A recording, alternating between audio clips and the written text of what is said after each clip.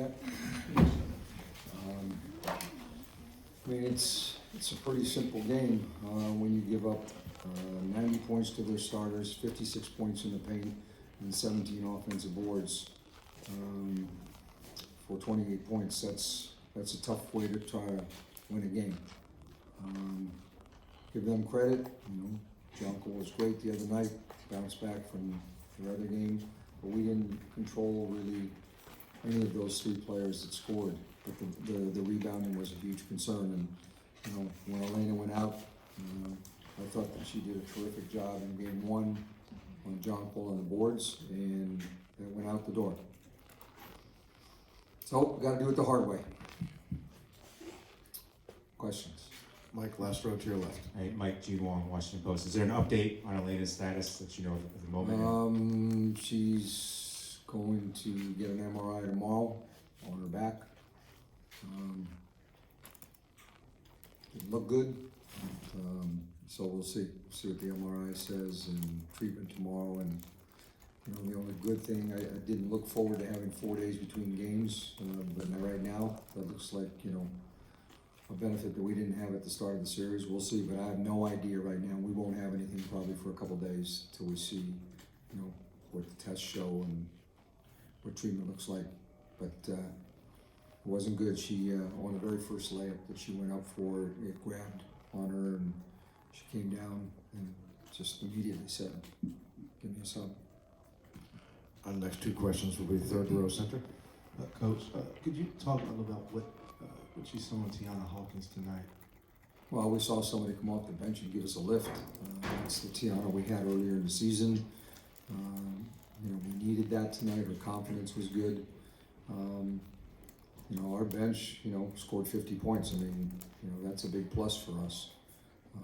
She and Emma and Ariel did a good job getting us back in the game.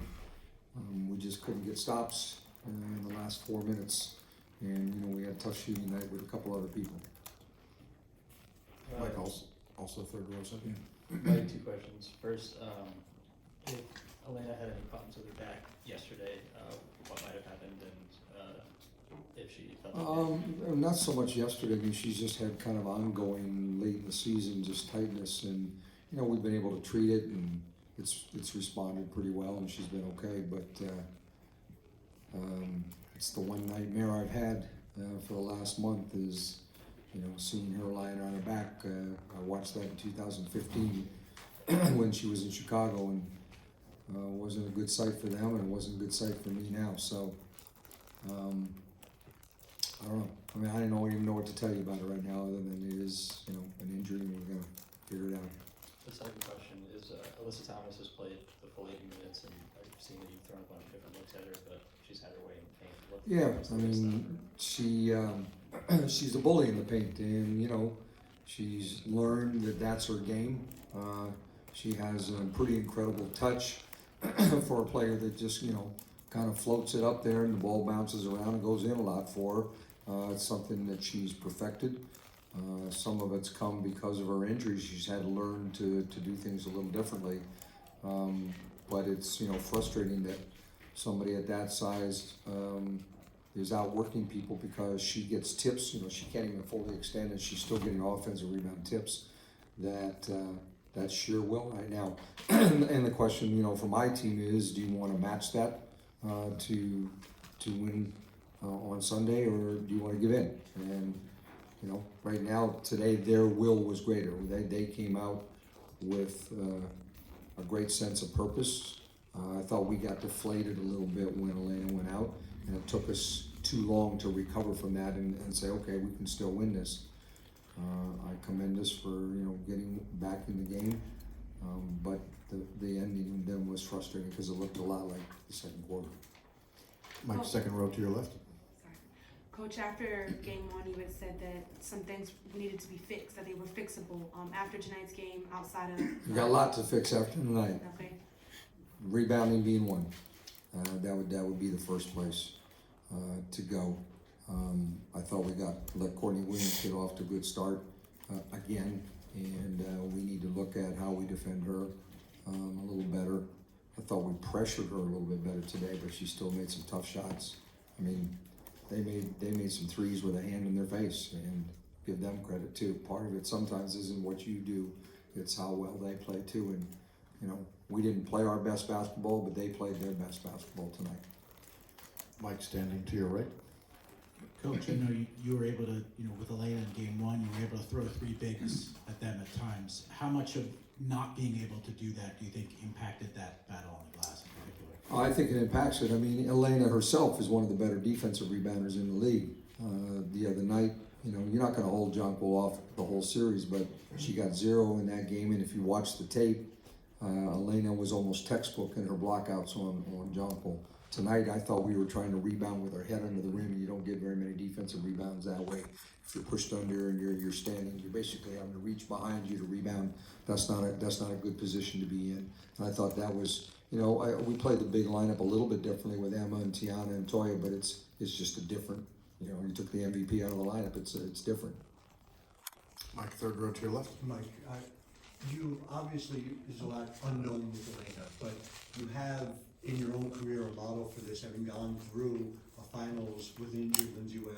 Yeah, that didn't work out so good. It didn't work out. So what's the point? Are there lessons you can take from that and what you experienced there and implementing this time around? I mean, I think it's a little bit different in that, you know, Lindsay was our point guard, and you know that made a bigger impact on our team in the sense that our offense started with her. You know, we still have our point guards, but you know what Elena does is take pressure off of other people because it stretches the defense. I think it was encouraging that Tiana stepped up tonight and made them pay.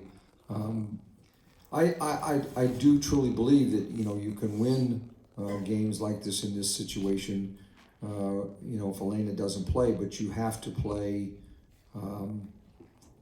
perfect in the fundamentals in the sense, you know, you might miss some shots, you might turn it over occasionally, but you can't give up the extra possessions. I mean, it's a 4-point game, but at the end of the game, they end up taking 12 more shots on us because of the offensive rebounds.